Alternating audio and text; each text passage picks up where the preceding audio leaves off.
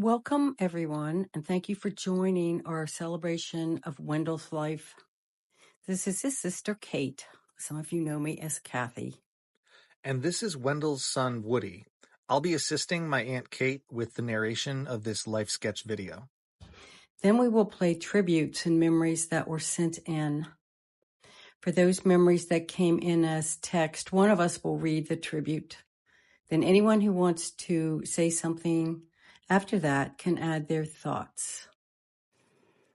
Wendell Ariston Hill Jr., also known as Butch, was born on December 28, 1952, to Ruth and Wendell Hill Sr. He was born in Tacoma Park, Maryland, where our parents first met. He grew up in Silver Spring, Maryland, in a house our father built. Butch was sandwiched between his older sister, Bonnie, and me, his younger sister. Note that Bonnie is not smiling. She gets stuck babysitting the other two all the time. In his early years, he enjoyed fun-filled summers traveling across the country in our Shasta travel trailer. On these trips, he visited loved ones in California and even went south of the border to Mexico with our friends, the Fredericks. He absorbed America's history, the beauty of national parks and natural landmarks, and differing cultures and foods. Butch spent summers at Deep Creek Lake, learning to swim, camping, and playing with friends. He experienced more in his childhood than most people do in their lifetimes. This photo is Butch at Deep Creek with baby Jenny. From an early age and to the end of his life, Butch enjoyed learning new magic tricks and delighted in entertaining not just children, but adults. His love of magic began in childhood when he attended a birthday party for Bruce Bainham. As entertainment, instead of the usual clown, Bruce's mother, Jane, brought in a professional magician, Alfred the Great, and Butch was immediately smitten. So for his birthdays, Mom took Butch downtown to Al's Magic Shop and bought him some magic tricks for his birthday presents. He really took to it, practiced a lot, and Wendell the Great was born. When he thought he had perfected a new trick, he practiced it on me before going live as Wendell the Great.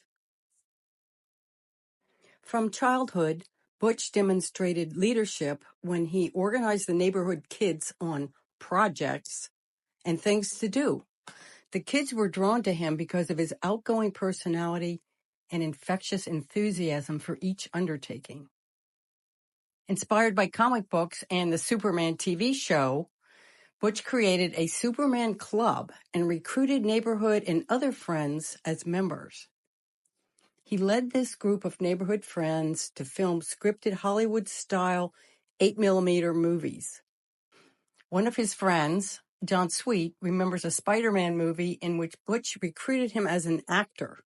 John recalled other movies Butch directed, including those inspired by The Twilight Zone, The Invaders, and The Man from U.N.C.L.E.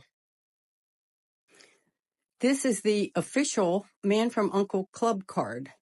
If you look carefully, you can see that it is one of my dad's Hill Construction Company business cards underneath. As an adult, Butch organized and led groups of friends on projects like elaborate Halloween experiences. Just one example is the Whodunit Halloween party. For this event, guests drove to houses that contained the clues as to who did the fictitious murder. The guests would win if they could figure out who did it. He assembled and directed the group of disparate people serving as hosts. His group of friends and hosts developed the clues for each clue house, and he directed implementing the project. Later in life, his diplomacy and communication skills he honed growing up contributed to his success as a top real estate agent. His skill in bringing the parties together in agreement ensured the deals closed successfully at settlement. Wendell loved and collected comic books.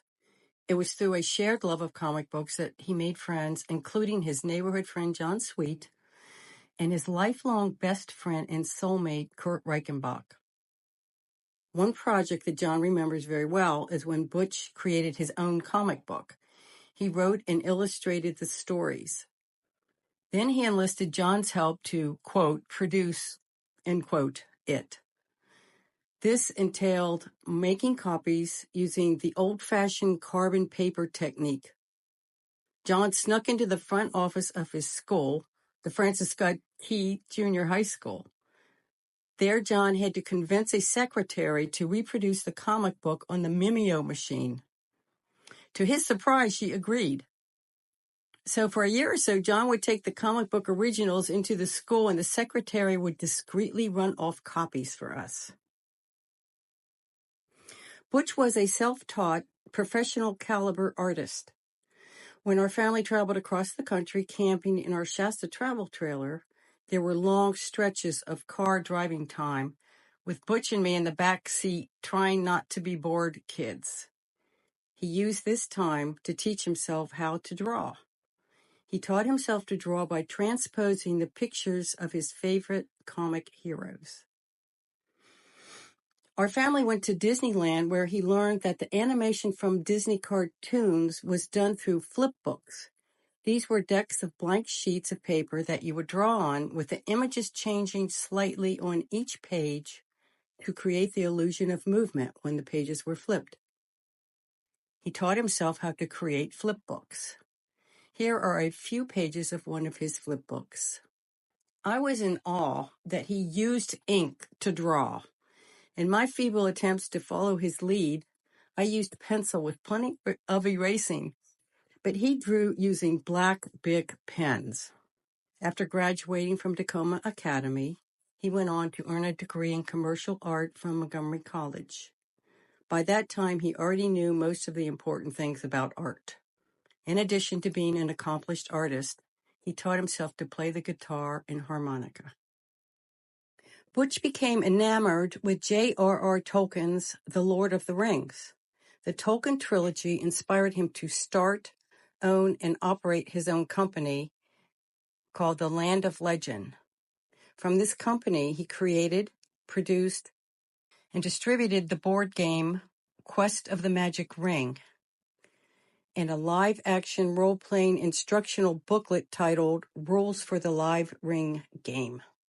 When my dad first wrote this booklet, he was usually playing with smaller groups of less than 20 people, but he knew that hundreds could gather to play at once if they so desired. In the booklet, he says, such a game would only be feasible as a convention, and it is the hope of this author that someone might someday take the initiative to plan such a game. Well, if you visit ringgame.net, you will find a community of people that gather twice a year in southern Wisconsin to play an evolved version of the game based on Wendell's original rulebook. My dad never attended this event, but he always was happy to know that people were still playing. In Tacoma Academy, he was involved in extracurricular activities such as the school newspaper. Here is the group photo of one of the TA extracurricular organizations he supported. With all the joking around he did in high school, it soon became obvious that he was a pretty funny guy. One of his teachers encouraged him to partner with friend Kurt to perform a comedy routine at Tacoma Academy's talent show. The routine they developed was inspired by the popular comedy TV show Rowan and Martin's Laugh-In. That show was hosted by Dan Rowan, who served as the serious straight guy, and Dick Martin, who balanced the act as the funny, goofy guy. They faced the challenge of coming up with a name for it. Would it be Hill and Reichenbach, or Reichenbach and Hill? As an innocent bystander to the discussions, I witnessed the back and forth that went on for hours. Egos were at stake. I guess Kurt eventually wore Butch down and won out, and Reichenbach and Hill was born. Each routine involved hours of writing, memorizing, and rehearsing the skit. There were no cue cards or teleprompters for them. They won the top award at several Tacoma Academy talent shows. They also went on to perform at TA reunions. Butch worked with Kurt to create and produce the Surprise for TA. The Surprise was a directory of the students arranged by class. It included the addresses and phone numbers of the students. It also threw in some humorous bits and puzzles. They developed an issue of the Surprise that was inspired by Rowan and Martin's Laugh-In. Later, they met Rowan and Martin, who graciously autographed the cover of this issue of Surprise. Butch dated around for a few years, but didn't feel he was ready to settle down and marry. Then, in 1975, he attended a wedding with a friend. At the wedding reception, he told his friend that he was bored and wanted to leave. Karen Arkebauer overheard his comment and whirled around and introduced herself. So they began talking, and Butch was smitten and really wanted to see Karen again. Karen was interested too because she agreed to a date with him. After dating a while, he realized she was the one. He then sat me down, told me he was going to ask Karen to marry him, and watched for my reaction. Now, Karen and I had attended Columbia Union College at the same time. But our paths did not cross because our curricula were different. We were never in the same class. Still, I got to know her from Butch dating her and felt she and Butch would have a good marriage. But this was my big brother, and I had the typical jealousy of others who infringed on his time, attention, and love. But I sucked it in and said, "Great!"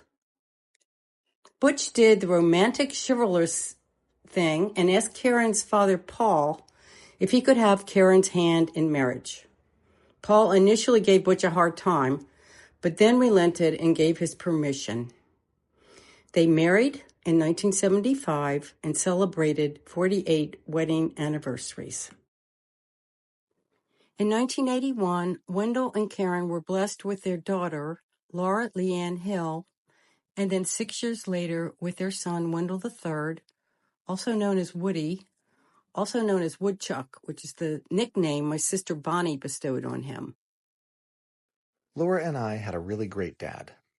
From an early age, I remember always being able to bug him because he usually worked from home. He would show me all kinds of things like magic tricks, cool new computer games and gadgets, how to make origami with the printer paper, and how to launch rubber bands by wrapping them around my hand a certain way. He would teach me something fun that would usually occupy me for a while, but if I persisted in keeping him from his work, he would bust out the bag of rubber bands and chase me out of the office. Dad taught me a lot about how to be a good and decent person. He was honest, ethical, and authentic. He had a way of bringing joy to others through humor and storytelling. He was good at teaching lessons through parables and metaphors in a way that made sense. He was a great example to his kids, and I feel lucky that some of his personality and character rubbed off on me. Wendell took to real estate and quickly became a top agent at what was then Coldwell Banker. The top agents soon realized that they could keep more of their sales commission and have more flexibility in managing their work if they moved to a company like Remax. He did this and continued setting records there. Butch had a knack for skipping out on the too frequent Remax training meetings. When his boss tried to get him to attend, he reminded him that nobody in the meeting was buying or selling their house. Given Butch's performance record, the boss couldn't argue. He served as my agent on all of my real estate transactions. He always went above and beyond what any agent would do. This included, and I'm not making this up, helping to capture the mice that were using my by then vacant house to party in. Butch's work in art and real estate caused him to explore using computers and other technology to streamline his work and to improve the quality of the work products he delivered to his customers.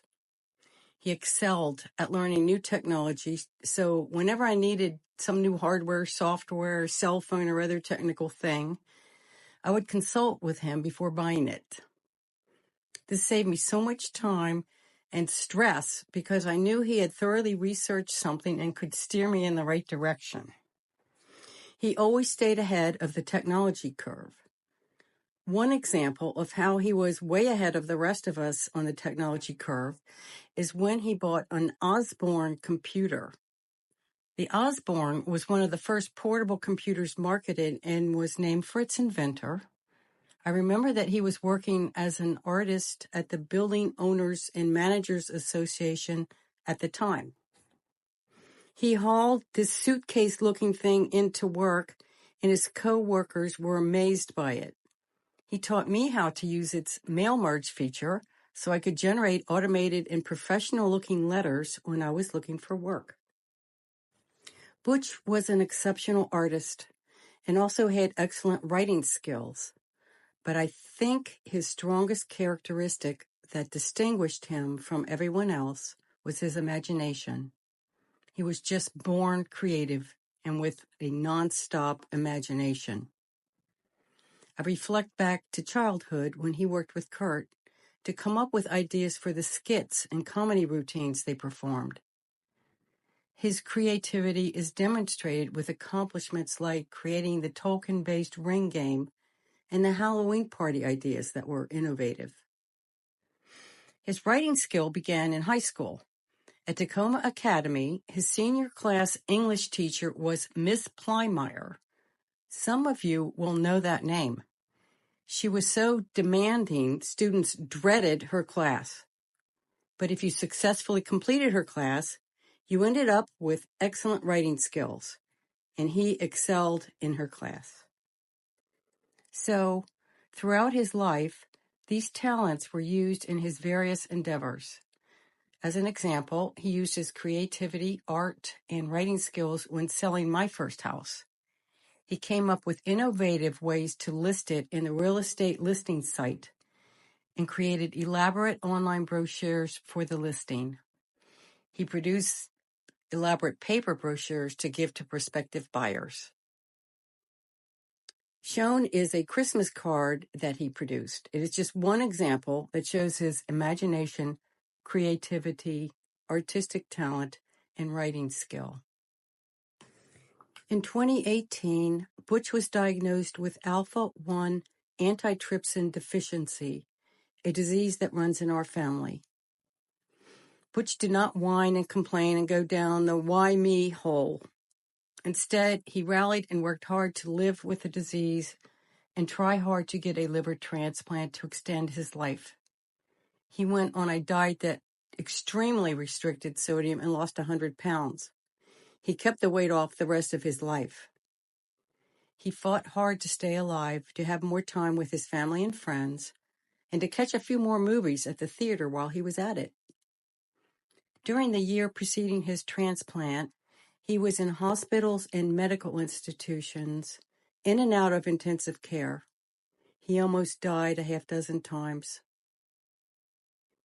Then, in 2019, he received a liver and underwent the transplant surgery that gave him 4 extra years of life with his loved ones. During the challenging years before and after the transplant, he not only kept up his own spirits, but lifted the spirits of those kind souls who took care of him in the hospitals and nursing homes. Although he had plenty of reasons for acting like a grumpy, miserable old coot, he joked with the staff and made them laugh. He cheered them up, made their days a little more special, always had a joke or two up his sleeve to share with others to brighten their days. After the transplant, he worked diligently with physical therapists to regain his strength, then returned home and completed the requirements for renewing his real estate license. More than his professional successes, Wendell will be remembered for his selfless love, genuine caring, and cheerful humor. He always found the humor in things and spun it to give others a laugh, like posing with Alfred Hitchcock here. His positivity and ability to make people laugh brightened the days of all who knew him. He was a loving husband, father, and brother, and instantly became friends with anyone he met. There seemed to be no limit to his willingness to help others and his desire to bring happiness to everyone in his life. In lieu of flowers, please consider donating to Mercy Hospital Institute for Digestive Health and Liver Disease, or to the University of Maryland Medical Center transplant team. These are causes near and dear to Wendell and his surviving family. The links to these institutions are provided on his memorial website.